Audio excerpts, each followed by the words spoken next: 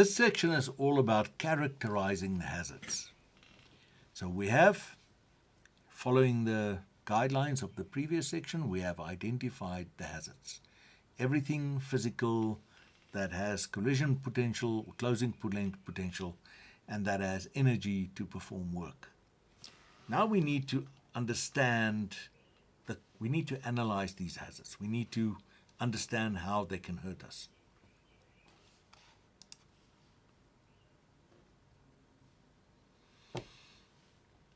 We need to understand the physical character of that hazard.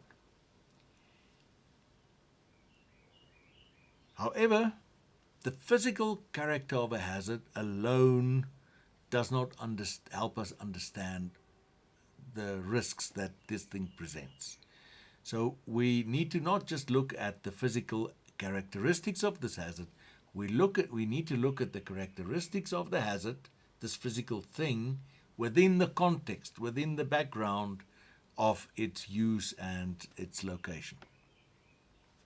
Now, hazards you can characterize by means of certain features. Firstly, I can look at the size of a hazard. Now, by size, I also mean quantity. So it's not just physical size, but also how much of it is there. Okay, it can be concentration of gas, can be a big swarm of bees, whatever the case, can be a crowd of people, but it's the size of something. A hazard can be large, or it can be small. Now, that alone does not determine whether the hazard is dangerous. We still need to place it in terms of its context. We'll get to that in a moment. So, something can be big, can be small. Second feature that I can have a look at the mass. In other words, how heavy is it? How much does this thing weigh in kilograms? Something may be heavy and something may be light. Something may be heavy like some steel, or something may be light like a piece of polystyrene or a piece of wood. Or you can get a piece of wood that's very dense and heavy, like wet wood, and you can get some very dry and light wood, like so. The mass. Once again, sometimes you want heavy, sometimes you want light. Something is not necessarily more dangerous if it's heavy. Sometimes it might be more dangerous if it's light. We'll talk about that. Third characteristic is density. Density says how much of a certain material is in a certain space in mass. In other words, if I take a bottle of air, it's 1 liter. And if I take a bottle of water, that is 1 liter. The air will weigh a lot less. There will be a lot less mass than the bottle of water. So if I throw this bottle of air at you, it's basically the mass of the bottle that's going to hurt you. But if I throw a bottle of water to you at the same speed, the harm that the dense bottle of water is going to do is going to be much more than the bottle of air. Okay. When I talk about density, it can also be the density of gas, density of smoke. If you're in a war situation and you want to create a smoke screen that people cannot see you, you want to have as much smoke as possible. In that case, not having a dense cloud of smoke will cause people to see you and shoot at you. But if you are driving on the road and there's a dense cloud of smoke in front of you, that's not a good thing, because then you can't see and then you will drive into other people. If there's gases, toxic gases like CO2, carbon monoxide, if there's a low concentration of that, our bodies can still tolerate it and we can get out of the environment. That's a low density of gas, not as toxic. A high density of gas will cause us to immediately get affected by this toxic gas, and we will die. We will not be able to get out of the environment. Okay, so density, just like all of these things, depends on the circumstances, depends on the location. We've got shape. Something may have sharp edges, which, like a knife, in the right place at the right time is a good thing. Something may be round, smooth edges. Now, if you want a knife, you don't want a knife with smooth edges. That makes it dangerous because you'll have to, you will not be able to cut with a blunt knife like you can cut with a sharp knife. But sometimes you want it to be round. Wheels, for instance. You don't want triangular wheels that will not roll. But stop blocks, where you want them to stop some things, you don't want them to be round because they will roll. Wheels need to be round. Stop blocks need to be square or in a wedge. Each one has got its own shape, and each one has got its own character. If you use the wrong shape in the wrong place, you will have a dangerous situation. There's also texture. Texture can be rough. If I have a road and I want to stop, a rough texture is better because it will give me a better grip. A smooth texture, when I'm driving and I need to stop suddenly, is not going to stop my vehicle so quickly. But if I'm in the engineering facility, or if I want somebody to slide one on top of the other one, like in machinery or in transporting trees and so on, something with a smooth shape, something with a rounded shape with a smooth texture will glide over an area, so I have to use less force, so there's less tension in cables and chains. I can pull things more easily. It will move. A rough texture in that case will not be good for me. So once again, depending on the circumstances, a rough texture may be good.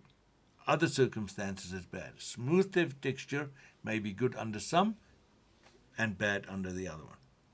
A last feature of a hazard that we need to pay attention is the predictability of a hazard.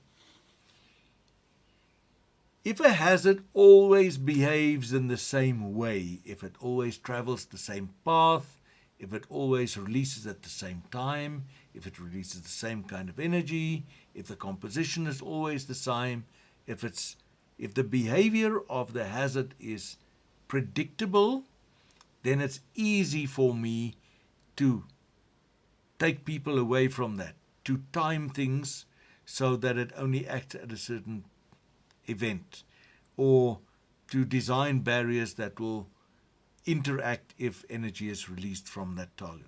So predictable hazards are more easy to maintain because I can say where it will go and what it will do.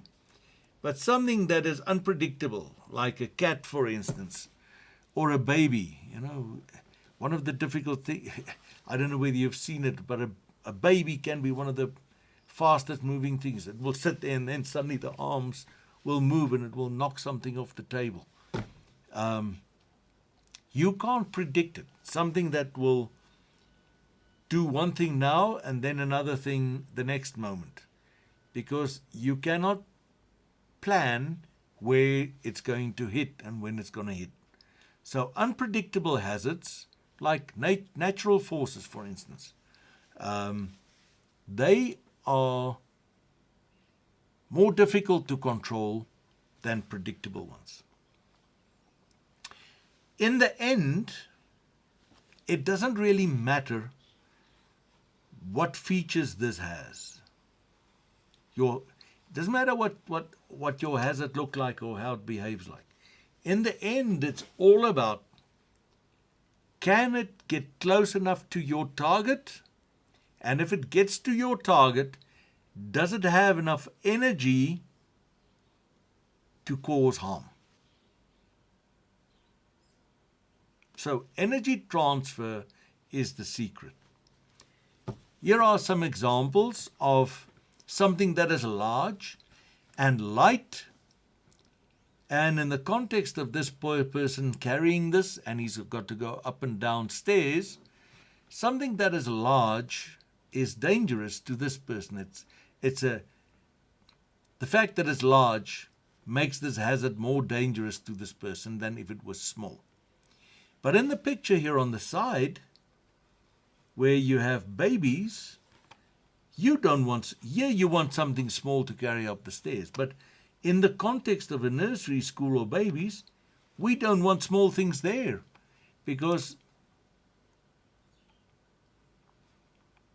in the context of babies and toddlers that can take these small things and swallow them and can get stuck in their airways, we don't want them to have small objects there.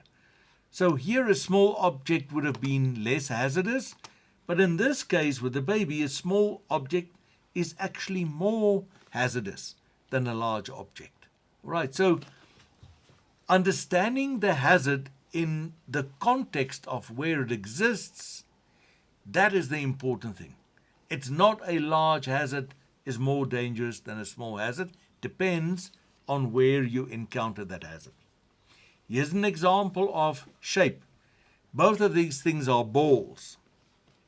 This ball is used, or it was used in the old days, as a war instrument. It's a weapon.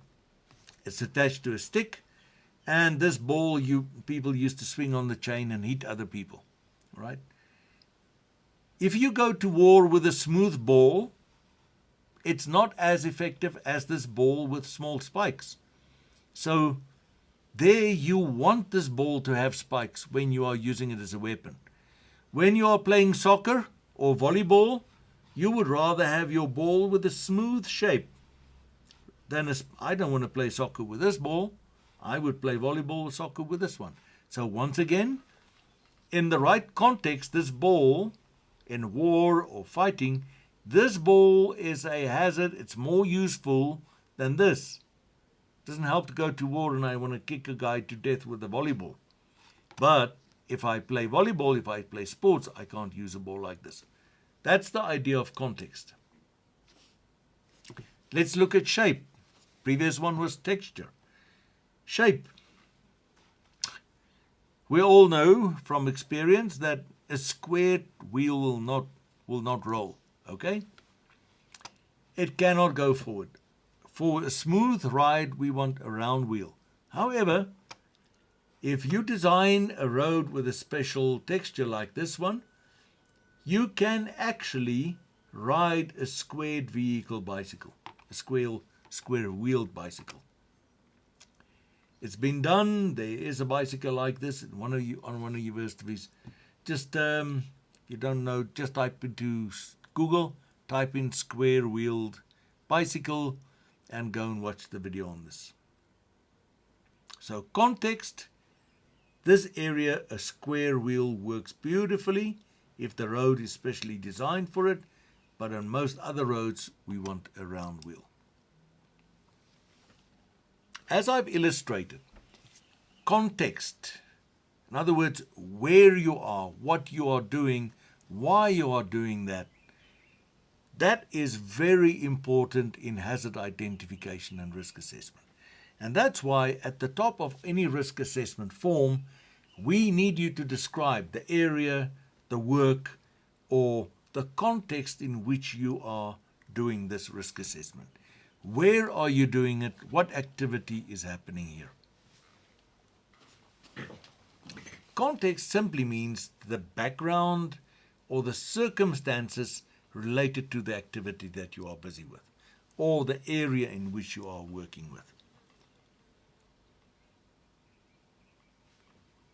I've shown you a picture or two, the one with the baby, but an industrial environment, a hospital environment, a school, a nursery school, a kitchen, a commercial kitchen, they are all very different in character. You do different tasks and you may find similar hazard. Like if you are an electrician in an industrial plant, you will have a knife in your toolbox because you need to clean cables and strip cables before you work it. But that knife and the dangers associated with it is very different from the knife that the surgeon is using in the hospital, and it's very different from the one that the cook is using in the kitchen. They are all knives with different characters. So when you look at hazards, you need to consider the background and the environment.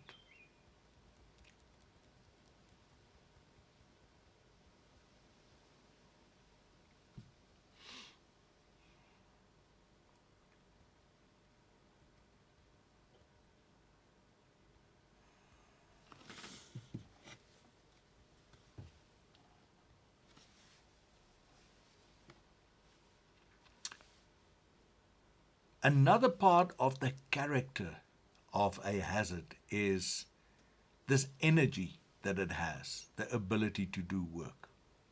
Now it can be, there's lots of forms of energy, and I wouldn't go into that, but in general, energy, as I've already said, is the ability to do work, and therefore the ability to do useful physical work, but it can also do harmful work.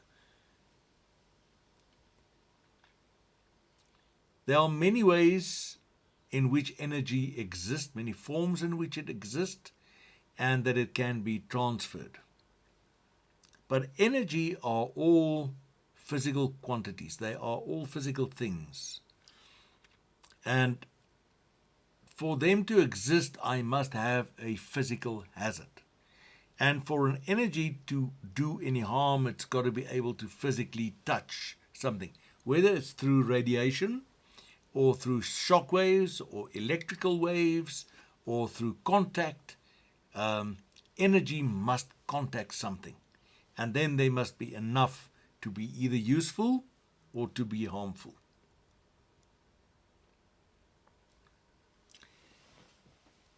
I need to understand this energy that's locked up in this hazard. Because if I want to develop barriers, if I want to keep people and things safe, I must be able to, I must understand the amount of energy and how that energy is transferred. If I am trying to protect people from flying objects, projectiles, let's for an example just use a gun, a bullet shot, but projectiles can also come from compressed gases, from explosions and so on. Then I need to put something in place that will be able to absorb that energy, like a bulletproof jacket, that will take the energy, absorb it, change it into heat and sound or whatever, and protect and stop this projectile from penetrating and impacting the target. I can also separate the source of energy by space. So if I put you far enough from whatever we're doing, and the projectile runs out of energy before it gets to you, that's another way in which I can protect you. But I have to use something that's strong enough if I want to absorb the energy. I can't put just a thin piece of glass there. It will shatter the glass and it will go straight through. I can use maybe a thick piece of glass. And once again, people that understand this, what they will do is they will use many layers of glass with rubber and stuff in between.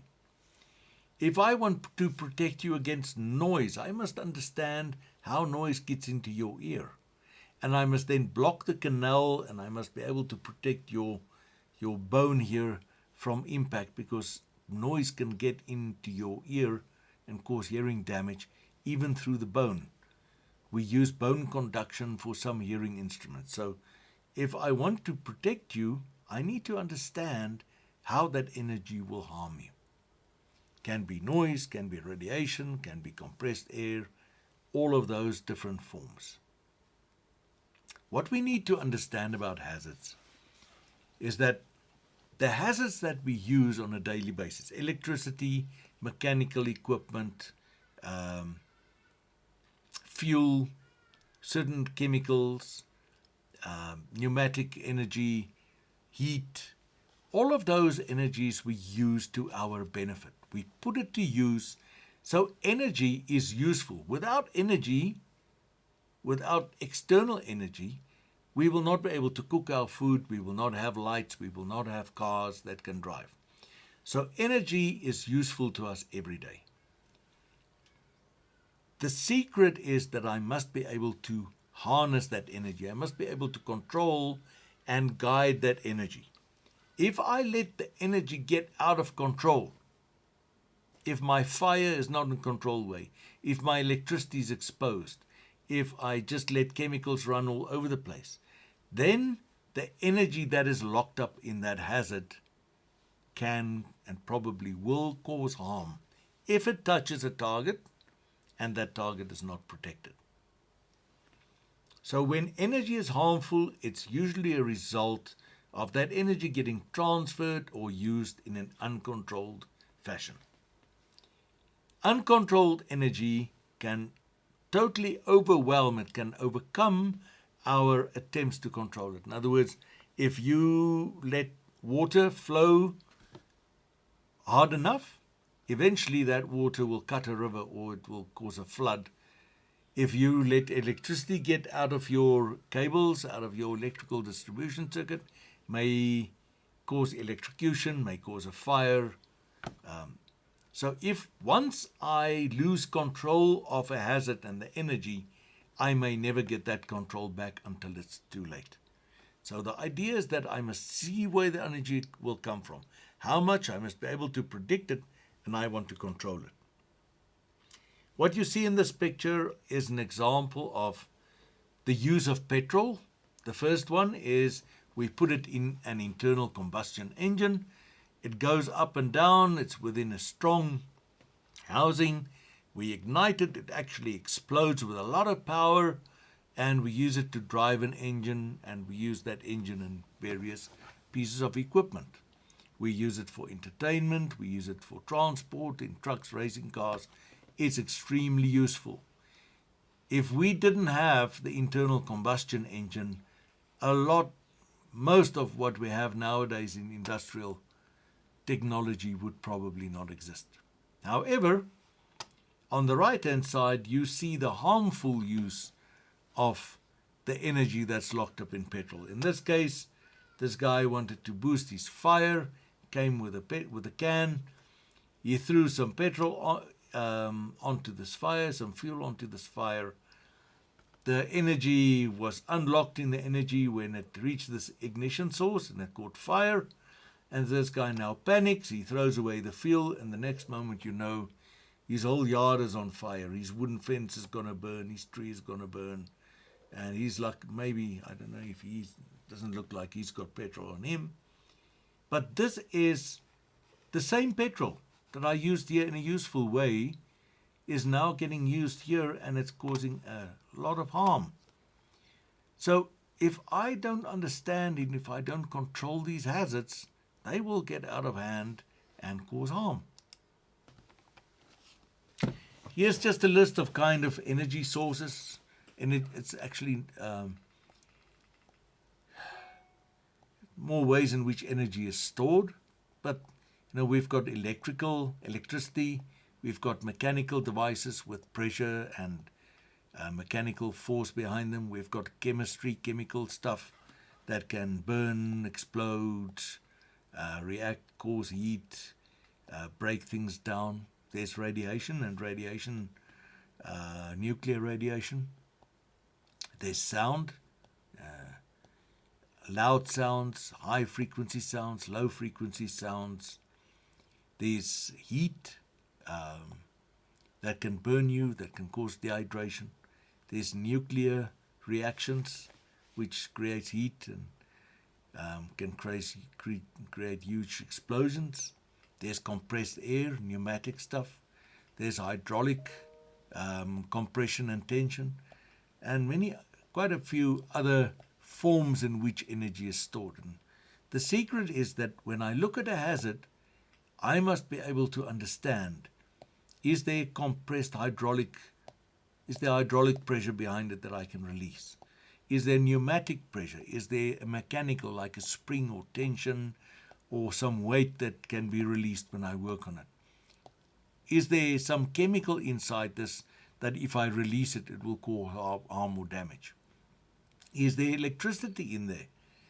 And the problem is that not all of these hazards, not all of these energies I can actually see.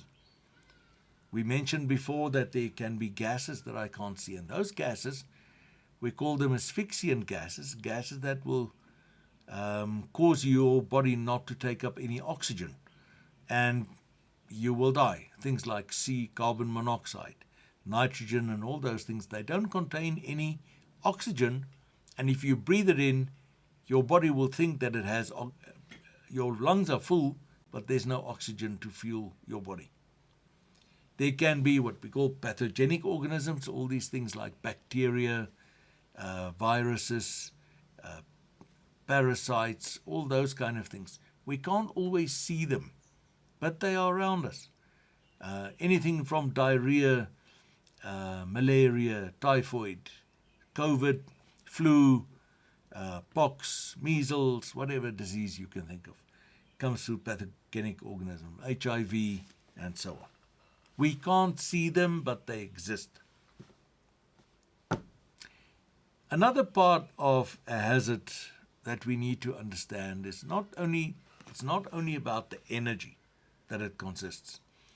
It's how does this work? Now, some hazards, they really cause blood and guts kind of incidents, like this nuclear explosion. It's a high force, it happens within a short time, and it causes a lot of damage. Here a big vehicle has driven over a vehicle, a heavy thing has fallen onto a person and killed him. Right? So it's high forces, short duration, and most of the time when a high force of short duration acts, there's no time to control it. If you don't set up preventive control, it results in serious injury and fatalities. Then we have low force energy, it's not a high force.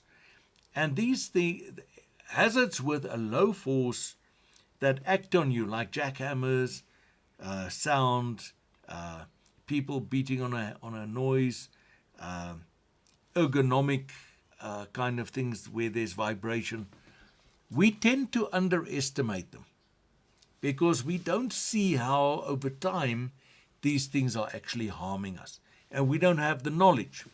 So what happens, we get exposed to these things. We drive in cars with loud noise, we drive in taxis, we work in high noise environment. We don't wear our hearing protection because the damage is being done so slow over such a long period of time that we don't immediately realize it. We only realize it when we go for our next medical inspection or when I start getting symptoms after a long time. From vibration, my hands will start going dead as the blood vessels and stuff starts protecting them, and I'll start getting white fingers and losing feeling here, and once I can't use my fingers anymore, only then do I realize. Same with medical issues, diabetes, where I don't control my sugar, it affects my nerve system, and by the time I'm 40 or 50, suddenly I get bad circulation in my feet and my feet fall off, or I go blind, or stuff like that. So hazards can work sharp, high force, or it can work with a lower force and fairly rapid intermittent action.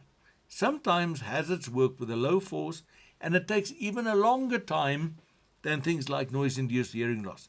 You can get lung diseases from breathing in certain stuff, organic compounds, carbon, silica dust. Those things will only make you sick 10, 20 years from now. Asbestos, malnutrition will cause harm over a very long time. Certain things that we do in work, ergonomically things, picking up heavy loads, carrying too heavy loads slowly compresses the cushions in your back. So hazards are not only the ones that can hurt you here and now, some of them take a long time to cause harm. What is a target? A target can be anything: personnel, equipment, a product that you're trying to produce, a project that you're trying to deliver, productivity, the environment, your reputation, and so on. What is a target? A target can be any one of these: personnel, equipment, product, productivity, your environment, your reputation, and several other things. Those are the things that can be harmed if you have an unplanned event with unexpected results. In other words, an incident. What we want to do is we want to protect our targets from the energy of the hazards. Now, your target may be under attack from a single hazard. In other words, one chemical, one physical device. But it also may come from a variety of these things. And sometimes what we have is we have interaction between hazards. We might have fire in the forests, and then the wind comes up. And then the wind fans these flames, and the fire then becomes much bigger than we can actually fight. So two hazards working together, the wind and the fire, and it escalates the problem.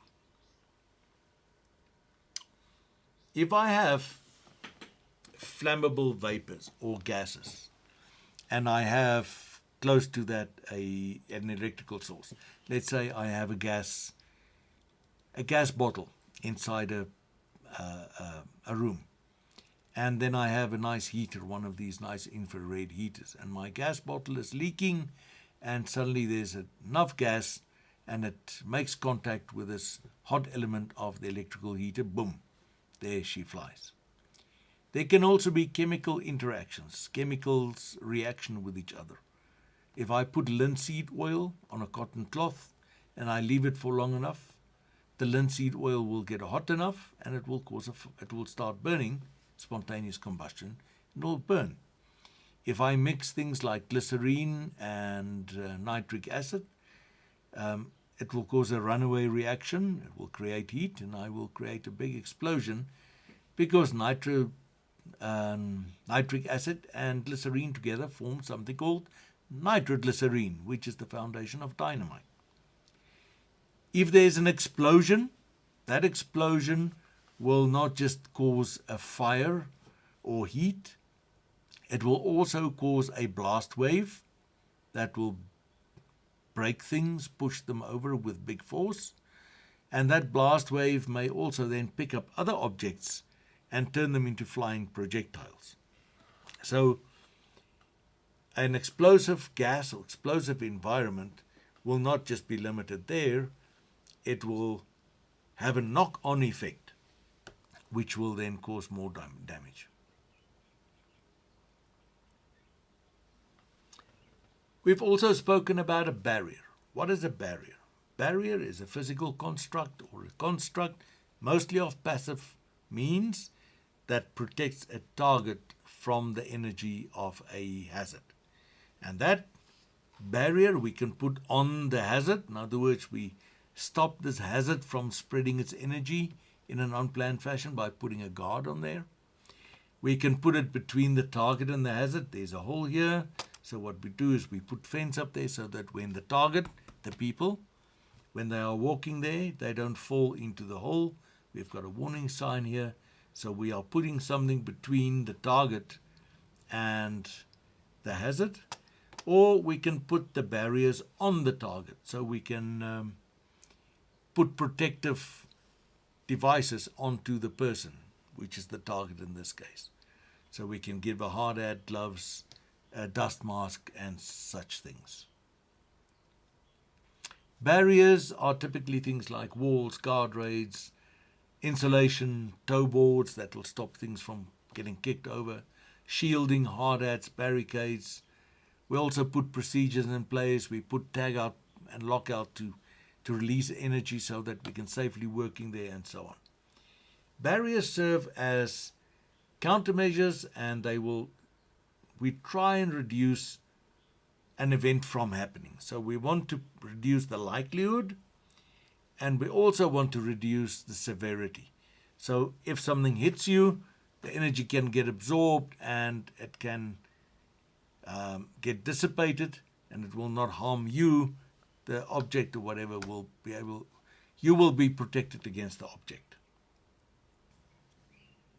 Unfortunately, this hazard barrier target analysis method has got some shortcomings because some of our definitions on some of these things that we do don't fit so nicely within these definitions. The first the first danger of the hazard barrier target, I've already alerted to you. These things, some hazards you cannot see.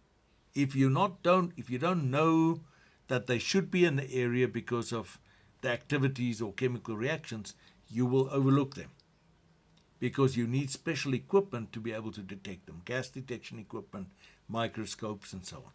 And if you don't come with that specific equipment, you don't know that they will be generated, you will miss them. And there are some things that are related to human activities and so on that we are not discussing in this method.